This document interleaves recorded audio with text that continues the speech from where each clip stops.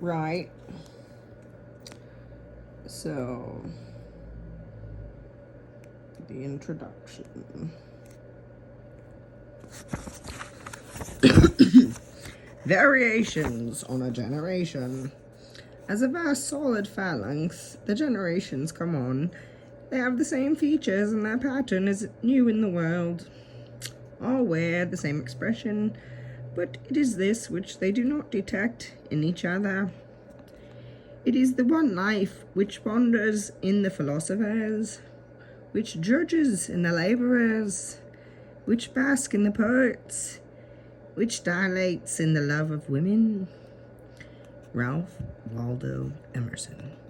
Notebooks. Sounds like a good book. Earlier, in the history of American literature, the novelist Henry James acknowledged in his biography of Nathaniel Hawthorne that the best things come, as a general thing, from the talents that are members of a group. Every man works better when he has companions working in the same line and yielding the stimulus of suggestion, comparison, and emulation. As a facet of our country's cultural history, clusters have been an outstanding feature of our literature. They can be a group of writers joined by a common geographical location who share philosophical sympathies, such as the cluster of transcendentalist writers in Concord, Massachusetts, in the mid-19th century, Ralph Waldo Emerson, Henry David Thoreau, and Bronson Alcott. More often, given the sheer physical size of the United States, the writers share a temporal rather than a spatial proximity, along with their literary aesthetic.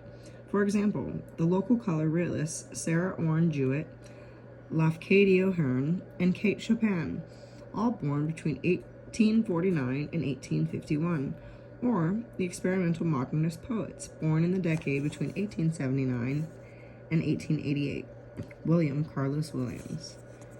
Everyone always really likes Kate Chopin, that one book about the beach.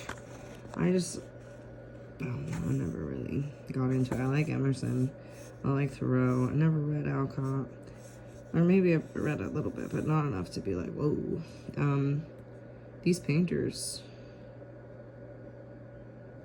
I don't know. Maybe those are writers too. Yeah, it says they're writers. Whatever, anyway. Okay, I love William Carlos Williams. Ezra Pound, Hilda Doolittle, Marianne Moore, T.S. Eliot, and Wallace Stevens. I like T.S. Eliot. I haven't read the others. And when I say I haven't read them, I've read probably a poem or two, and that's usually what gauges my interest in going further, So, I wouldn't say I know them, but I wouldn't say that I don't either. As the critic Malcolm Coley has suggested, literary scholars have advanced rather elaborate theories about the nature of literary generations, those, quote, clusters or constellations of writers with their covels in the other arts, end quote. Writers themselves have also speculated about the phenomenon, often more cogently than the critics and scholars. F. Scott Fitzgerald, for example, gave considerable thought to what he called my generation, usually referred to as the lost generation of the 1920s. Those American writers such as Fitzgerald, Ernest Hemingway, Kay Boyle, and Robert McIlwain, who flocked to London and Paris at the end of World War I to escape what Julian Simons described as the Puritanism and Philistinism of a country run by what Mencken called the bourgeoisie, or bourgeoisie, from Prohibition and President Harding. Looking back in the late 1930s, Fitzgerald said that, by a generation, I mean that reaction against the fathers, which seems to occur about 3 times in a century. It is distinguished by a set of ideas inherited in modified form from the madmen and the outlaws of the generation before. If it is a real generation, it has its own leaders and spokesmen, and it draws into its orbit those born just before it and just after, whose ideas are less clear-cut and defiant. Fascinating. Fitzgerald's definition is helpful when it comes to analyzing the qualities of a major cluster of writers who emerged after World War II in the chronicle of American literary history. The poets and novelists of the Beat generation. There has been considerable confusion about the term, as well as the word beat itself, but there is no disagreement that there has been a phenomenon known as the Beat generation writers. Its members share what Coley described as their own sense of life, something that might be defined as an intricate web of perceptions, judgments, feelings, and aspirations. This shared experience for the Beat writers was historical and political, based on the tumultuous changes of their times.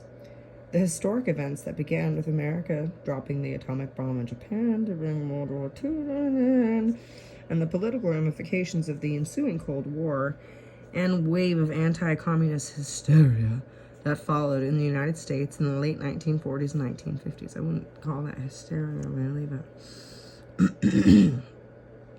as Fitzgerald specified, the post-war literary movement was shaped by, quote, the madmen and outlaws of the generation before. The early Beat writers deliberately selected as their models such unlikely secret heroes. The term is Allen Ginsberg's.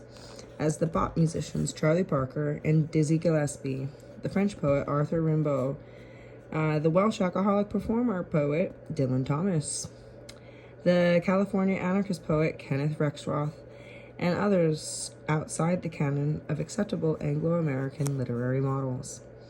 The Beat generation had its own leaders and spokesmen. The early members of the cluster, writers like Jack Kerouac, Allen Ginsberg, William Burroughs, Lawrence Ferlinghetti, and Gary Snyder, who exemplified what Coley called new standards of conduct, a distinctive lifestyle that was soon adopted by others of the group. While they drew into orbit those born just before it and just after, the other writers participating in the literary generation were hardly less defiant. The discovery of the word beat was essential to the formation of a sense of self-definition among the earliest writers making up the cluster that would later call itself members of a Beat generation. The word beat was primarily in use after World War II by jazz musicians and hustlers as a slang term meaning down and out or poor and exhausted. The jazz musician Mez Mesro combined it with other words like deadbeat or beat up when he used it with humorous exaggeration in his book, Really the Blues. Things went from bad to worse and kept right on traveling. I was dead beat, troubled with the shorts. Not one penny did I have, and I prowled around town in the only suit I had to my name, a beat-up old tuxedo with holes in the pants where I sat, and my hair so long that Louis Armstrong got the impression I was a violin player. In 1944, the word beat, as used by a Times Square hustler named Herbert Hunk, came to the attention of William Burroughs, a Harvard graduate living in New York, whom Hunk had introduced to heroin. Oh, what a guy! Through Burroughs, the word was passed on to a young Columbia College freshman named Allen Ginsberg, and a friend who shared his interest in writing named Jack Kerouac, a Columbia dropout serving during the war as a merchant marine seaman based in New York.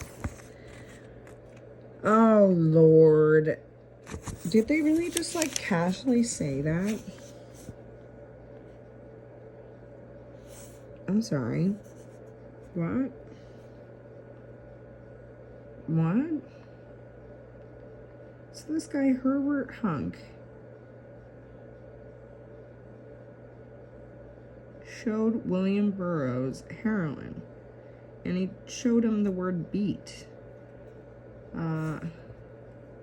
What the fuck? Okay. Well, I think that's enough for the day. What do you think?